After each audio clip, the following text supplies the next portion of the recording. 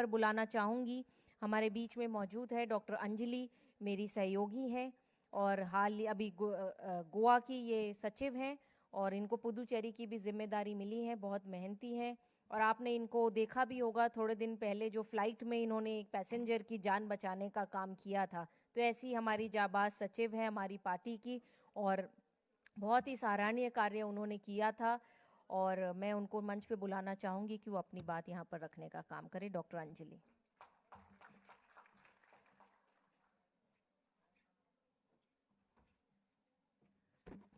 Thank you Subhashini जी।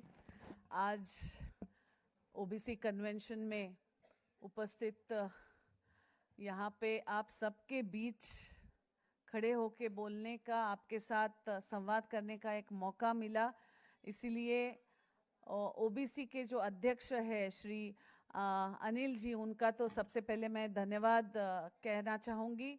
और इस convention का उद्घाटन जिनके हाथों किया गया, आदरणीय श्री के राजू जी, सचिव जितेंद्र जी, सचिव सुभाषिनी जी और यहाँ पे उपस्थित पूरे देश से आई हुई मेरी ओबीसी की बहनों को सादर प्रणाम करते हुए मेरे दो शब्द मैं यहाँ आपको सबके सामने रखना चाहूँगी। First of all a very very happy women's day to you all. कल ही हुआ है और मैं बस इतना कहना चाहती हूँ, मैं महाराष्ट्र से आती हूँ लेकिन राजनीति अचानक से मेरे गले पड़ी कि पल्ले पड़ी कि कैसे पड़ी मैं पता नहीं, लेकिन कर्नाटका में से पड़ी क्योंकि 25-26 साल से मैं कर्नाटका में रह रही हूँ।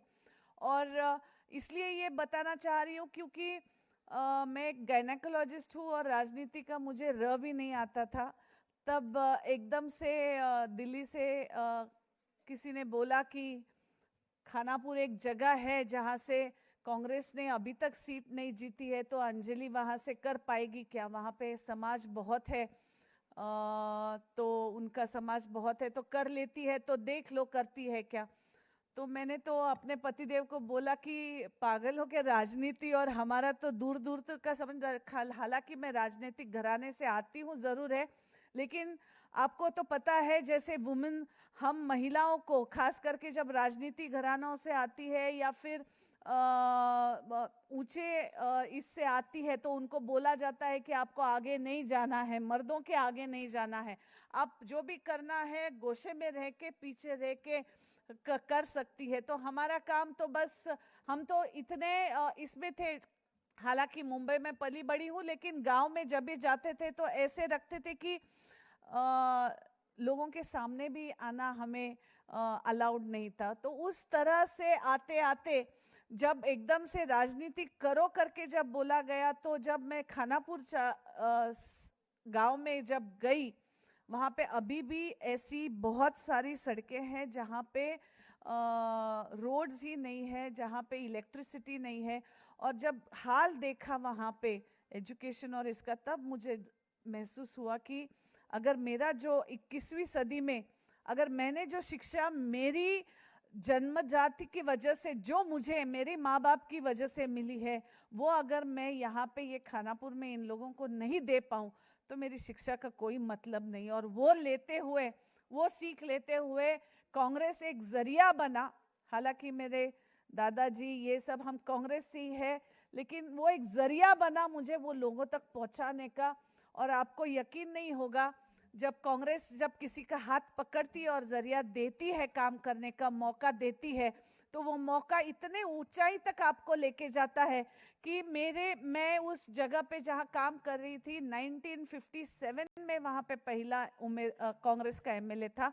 उसके बाद 2018 में कांग्रेस पे भरोसा उन जगह के लोगों ने मुझ पे रखा और इतने 60-70 साल के बाद कांग्रेस का झंडा वहां पे हम लोगों ने लहराया। तो वो कांग्रेस के साथ जुड़ने की, वो कांग्रेस के आइडियोलॉजी के साथ जुड़ने की, वो सेक्युलरिज्म जो राहुल जी हर बार बोलते हैं कि मैं किसी से डरता नहीं हूं, क्योंकि मैं यहाँ पे नफरत की बाजार में मोहब्बत की दुकान खोलने आया हूं। और इसीलिए वही आदर्श लेते हुए जब महाराष्ट्र की बेटी कर्नाटका में जाके वही दुकान खोलने जाती है, तो वही कांग्रेस के आदर्श 70 साल के बाद उनको याद दिलाते कि हाँ, हम भी कांग्रेस में थे। और वहां पे इंदिरा गांधी जी का जो जमीन उनके नाम पे नहीं थी, इंदिरा गांधी जी की वजह से उन लोगों को आज जमीन, अपने हक की जमीन आज उन लोग को मिलने का काम अगर किसी ने किया है तो वो कांग्रेस ने किया है। और आज वुमेन्स डे में उन्हीं आयरन लेडी को आज नमन करते हुए, और सावित्रीबाई फुले, उनके बारे में तो क्या कहना, आज उनकी वजह से हम कई सारी महिलाएं आज यहाँ पे, उनके नाम की वजह से आज हम यहाँ पे आके बात कर सकती है, आपके सामने खड़े होके बात कर सकती है।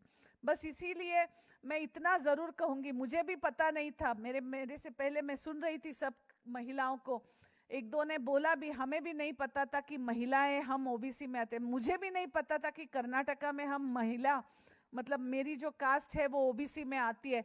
तब पता चला सुभाषिनी, जब मुझे तालकोटरा स्टेडियम में पहली बार बीके हरिप्रसाद सर ने बोला तुझे बात करनी है, मैंने सर मैं क्या बात करूं, नहीं नहीं हम ओबीसी के लिए यू शुड टॉक। और तब पता चला कि जब एक एक्स एमएलए को और एक जो सचिव करके रिप्रेजेंट करने वाली महिलाओं को खुद को अपनी जाति कौन सी इसमें आती है वो पता नहीं है, तो सोचिए हमारे कंधों पे कितनी बड़ी जिम्मेदारी है हर गांव में वो महिला को जाके बोलने की कि भाई आप ओबीसी हो, आप अगर संगठित नहीं रहोगे, साथ में आप इकट्ठा नहीं आओगे, तो बाकी हमारी आने वाली पीढ़ियों को जो हम आज आर्थिक या फिर संगठित और पॉलिटिकल न्याय के बारे में जो बात करना चाह रहे, वो अगर हम नहीं कर पाए तो हमारी आने वाली पीढ़ियां हमें माफ नहीं कर पाएगी। क्योंकि मैं इसलिए बात कर रही हूँ क्योंकि हम झगड़ा बहुत करते कि हमें टिकट चाहिए, ये चाहिए, फलाना चाहिए, हमें सम्मान नहीं मिलता, रिस्पेक्ट नहीं मिलता, लेकिन जो मिला है उसमें से हम लोग कितना 5 से 10%